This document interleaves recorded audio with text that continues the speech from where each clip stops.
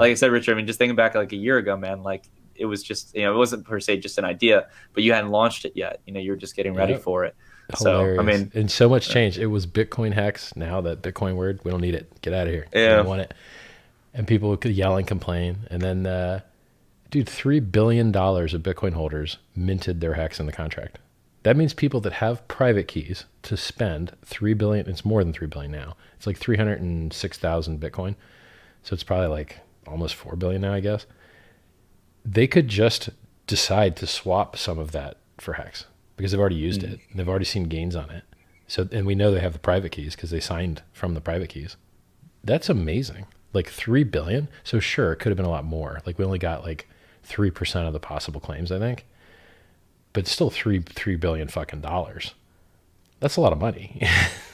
yeah, man. like people that have minted their own Hex have control of $3 billion of Bitcoin. That's awesome. Like, what more Yeah, man. validation do you want, Yeah. No, I think above all, Richard and stuff. Like I said, I'm very interested to see how things go over the long run. What I appreciated above all with Hex, like when you first like when we talked about it originally, and also I'd been kind of following it through the through about the couple of months before you actually took it live on mainnet.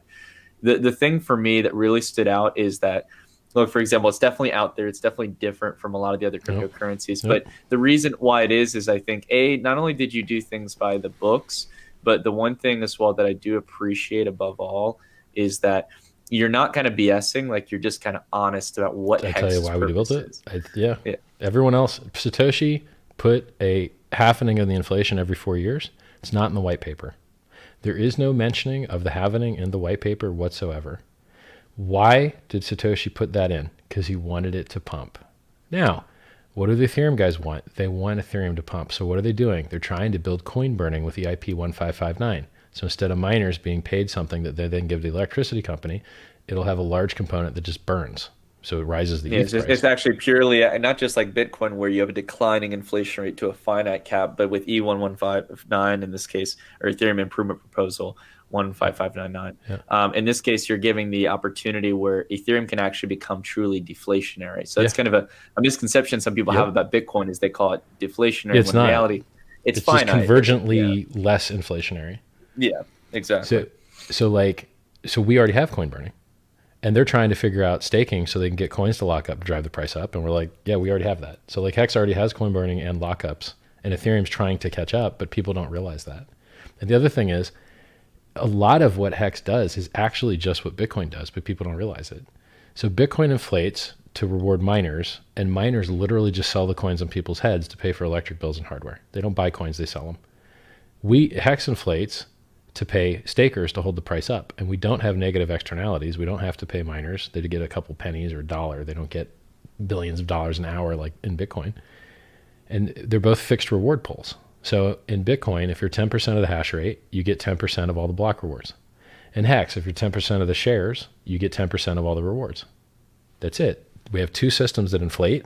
They both inflate at low single-digit percents.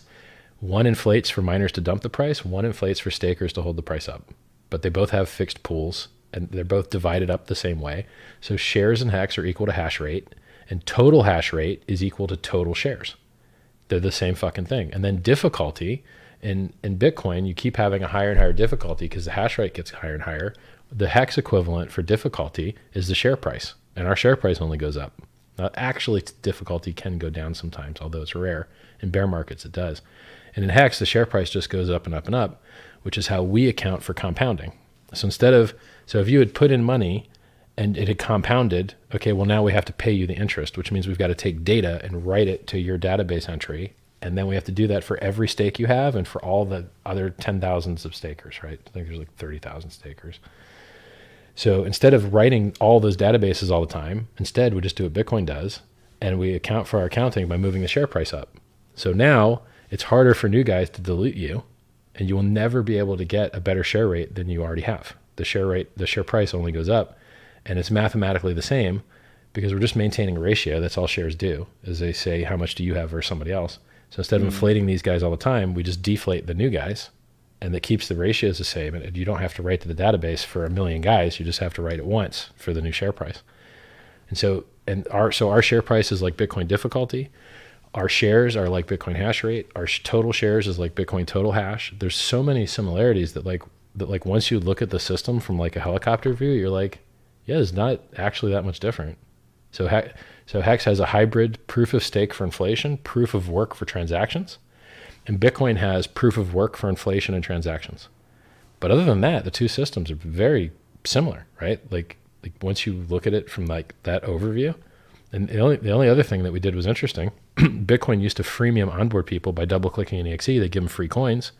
And so we had a freemium onboarding where we just allowed you to claim if you had Bitcoin. So we both had freemium onboarding. We had an affiliate program. Bitcoin didn't. Our referral program disappears in 26 days, 25 days. Our ability to turn Ethereum directly into Hex in the contract disappears in 25 days. The ability to free claim as a Bitcoin holder disappears in 25 days. It's all gone. And the only thing that's left is a maximum of 3.69 inflation, maximum, for people that stake. If you're 10% of the stake shares, you're 10% of the payouts. That's it. Like it's actually a pretty simple system that just has less pollution pretty much because we're piggybacking on ETH. Yeah, I think the biggest thing there, Richard, is that a lot of the features that you guys worked on in this case to kind of help initiate Hex as an asset in that case, as you mentioned, it's I picture kind of like in this case, like the different components of it slowly kind of tethering away with the big launch that you guys have coming up in the next few weeks. In 26 days, there's like $1 billion payout. It's literally worth $1 billion now. It's going to be very interesting. It's like, it'd be interesting to see what that does to pricing because I'll be honest, I think that when you do kind of dilute the supply in that case, there's probably going to be some. Well, here's the thing: it's only paid to people that are locked; they can't sell. So there's a big inflation on that day. So you're going from a 460 billion supply to like an 183 billion more, but the majority of that is going to people that are locked up for years. The average stake length in Hex is 4.3 years. Do you know how long people have to stake to get an average of 4? There has to be a shitload of 10-year stakes. There's a shitload of 10-year stakes to get a 4.3 average. Yeah, so just to understand it, Richard, to make sure I get a full transparent picture on it and understand what you built. Yeah. So in this case, you have the lockup in this case. Is it like basically custodial? I know it's not custodial, wrong term. Is it basically locked up like permanently in this case? Or is there any way, for example, I know people, for example, can face a penalty in a lot of cases. Can people withdraw and face a penalty? It depends on how long you locked for. Okay. If you locked for 10 years, it gives you 3 times the shares. And if you got those 3 times shares and you locked for 10 years, you will nuke your account to 0 if you try an emergency end stake. And some people do it. Some people click that emergency end stake button and they literally nuke their account to 0. Don't know why they do it. Shouldn't do that, guys. You know, so in that case, it's a permanent lockup. There's no like if it's long, withdrawal. But if it's short, then you can get out with a reasonable haircut. So if you only staked for like a year, you can get out and you might even still be up in profit percentage wise, right? So like if you staked for a year and you did like, if you do half your stake, you can get out with your principal, but you're going to lose all your interest, no matter how long you did it for.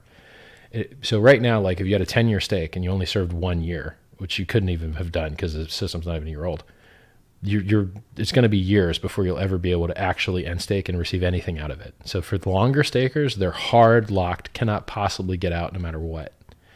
For the people that stake shorter periods of time, they can get out and pay an exit fee to do so, an emergency end stake penalty. And that's actually, remember how I was telling you about Bitcoin equivalents? That's our fee system. So in Bitcoin, people say, oh, well, what's the utility? Okay, well, people pay fees to use it. So obviously there must be some utility or they wouldn't pay the fees. All right. Well, Hex has that too, except our fees are the emergency end stake penalties. So right now there's been about 900 million Hex of emergency end stake penalties, which is worth maybe $8 million. At today's price, it's worth maybe $8 or $9 million over this year. Well, who has received that $9 million of value? The stakers that were honest and staked as long as they said they would, and the origin address, which gets half. Those are the 2 people that benefit from that. And what is the origin address doing with all of its coins? Well, to the best of anyone's knowledge, not a single one of those coins has ever been sold on market, right? So what you end up having is a whale that is absorbing the penalties and absorbing the coins and then not staking them. And then that increases the market cap, because if you stake a coin and it burns, it's not in the market cap anymore, and increases the payouts to the other stakers. So right now, if you're doing this competitive yield farming stuff, you really want to be in the 20s as your percentage payout to compete and outcompete other systems, you know? So like if you were to go on like Maker and see how much you could get for like staking your ETH, it's 0.0 something percent. It's like nothing. Like you cannot make any money locking your ETH in Maker. But you could turn that into Hex and put it into Hex and get an APY and pull it out when you want just by doing a stake ladder. So you could just have one stake ending every week or one stake ending every day, however you want to do it. And then that gives you constant income.